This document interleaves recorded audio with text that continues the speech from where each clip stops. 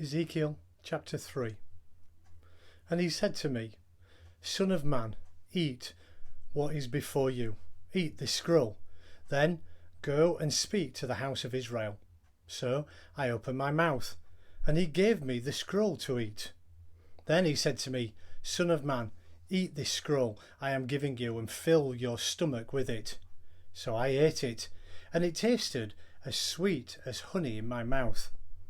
He then said to me, Son of man, go now to the house of Israel, and speak my words to them.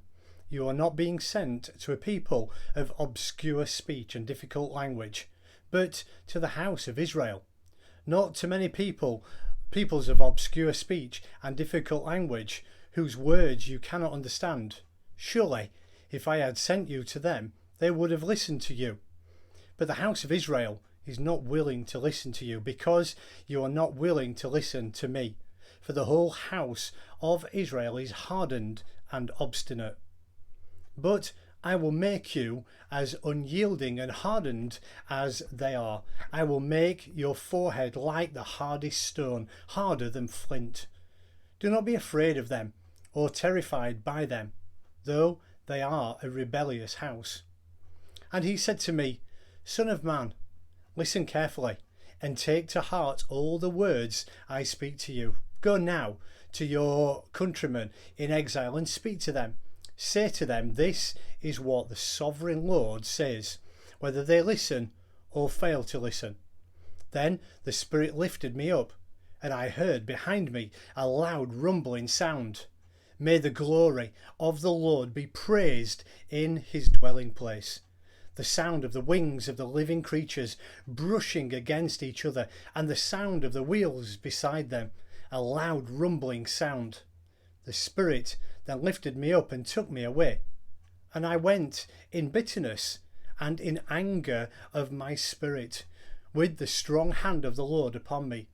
I came to the exiles who lived in Tel Abib, near the Kebar River, and there where they were living, I sat among them for 7 days, overwhelmed. At the end of the 7 days, the word of the Lord came to me, Son of man, I have made you a watchman for the house of Israel. So hear the word I speak, and give them warning from me. When I say to a wicked man, you will surely die, and you do not warn him or speak about his dissuade him from his evil ways in order to save his life, that wicked man will die for his sins, and I will hold you accountable for his blood.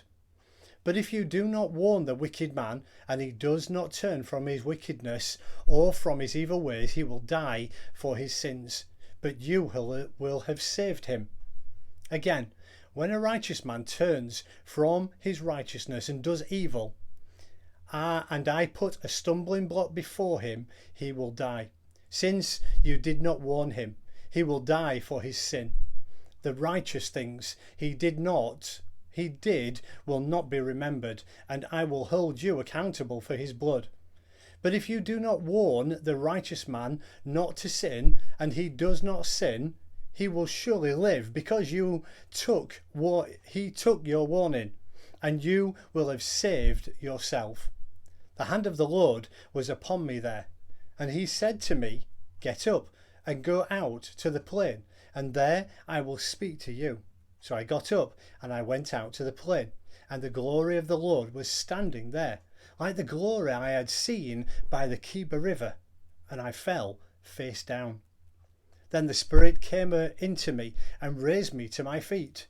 He spoke to me and said, Go, shut yourself inside your house, and you, son of man, they will tie with ropes.